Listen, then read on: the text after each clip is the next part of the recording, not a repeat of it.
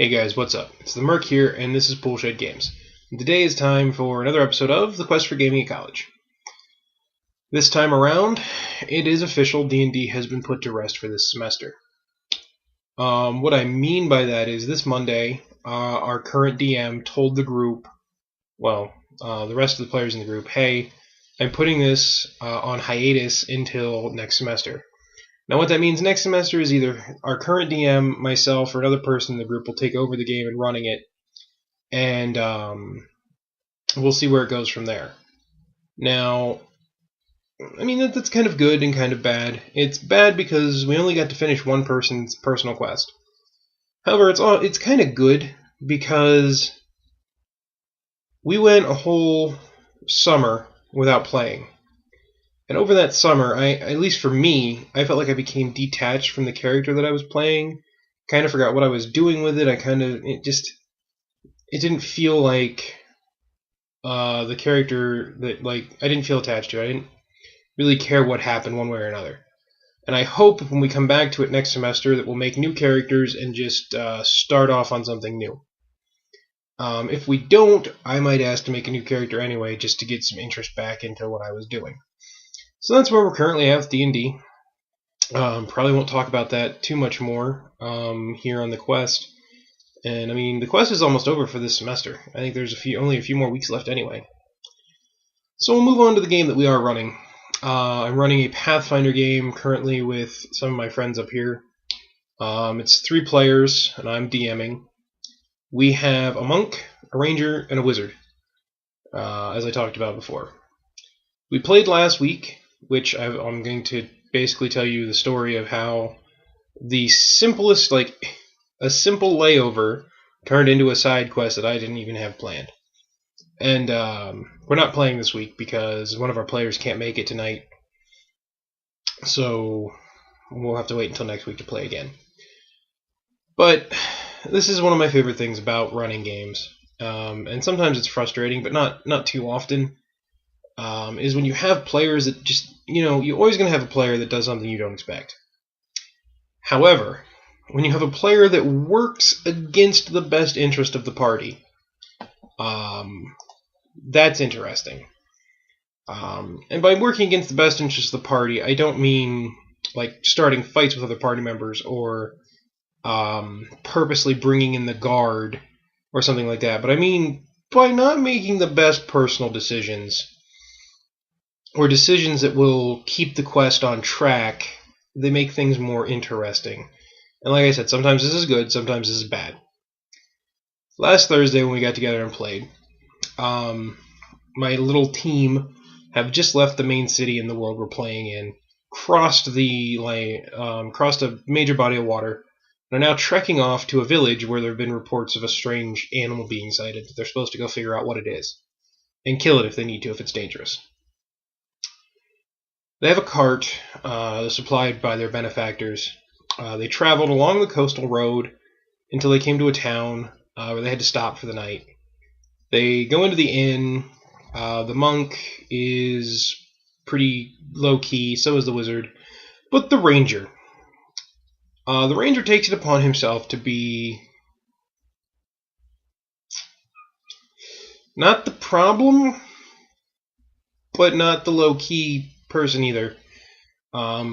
His character decides to drink and asks for the best stuff in the house. Turns out that it was very potent, and the bartender, this is always the best. You give players a warning, and players will ignore it. It's just the way it works. The bartender at the inn told him, don't drink it all in one go, take it slow and sip on this drink. The person playing the character neglected to heed that warning and got, pass out. His character was pass out drunk. It was just terrible. His character had an accident, ended up having to be hauled off to bed by the monk and the wizard. And the character was under the impression that he had a new companion, which was a small rabbit that talked to him. So needless to say, in the morning, the character is woken up by the wizard coming to check on him, and has eaten a candle, because the rabbit told him it was a carrot. And after this, The wizard and the monk get a basin of water, like a tub of water, for the ranger to wash himself in because he had soiled himself.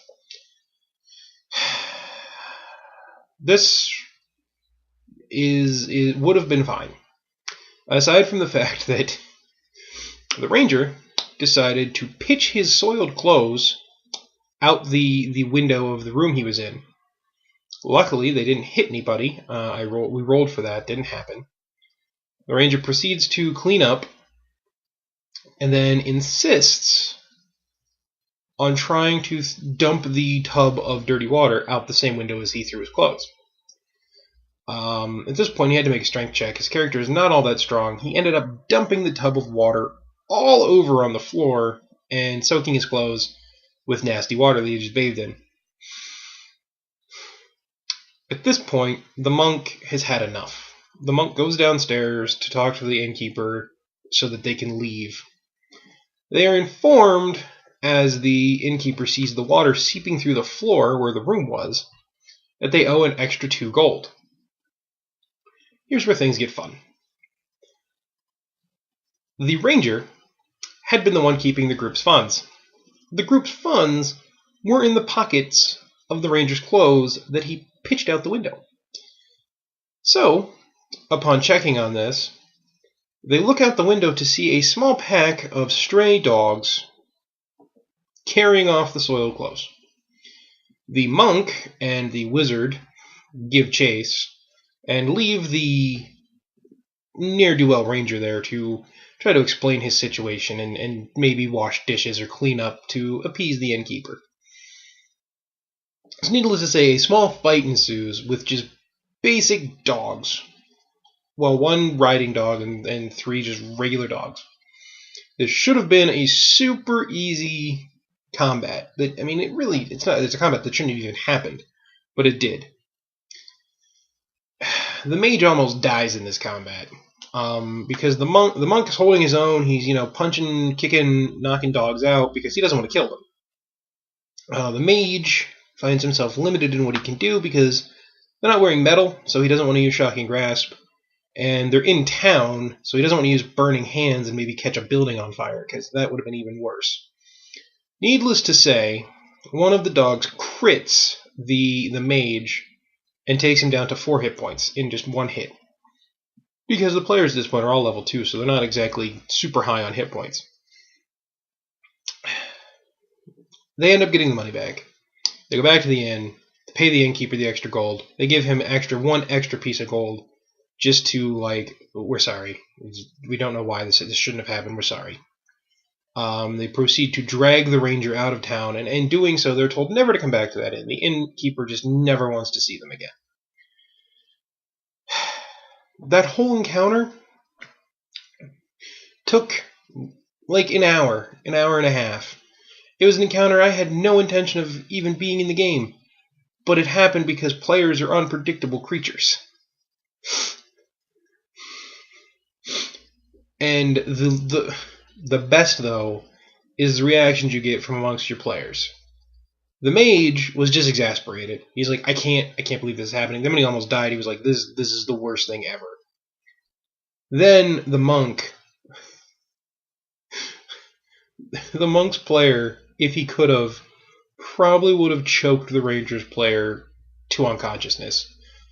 Because it was the monk's player is the kind of character that when he's focused on the game, he likes to progress. He likes to advance. He likes to do things and take things seriously. And not being able to advance and getting caught up in a side mission that really had no impact or influence on the game just drove him borderline up the wall. He actually just walked out for a minute. He was like, I can't even deal with this. And those are the kind of moments that are just hilarious when you're a DM, because you have to be able to run with it, first of all, and second of all, you just have to be able to laugh. It is what it is. Players are unpredictable beasts, and I'm just going to leave it at that. That is the story of last week's game. How something that should have just been 5 minutes turned into an hour and a half of a player almost dying.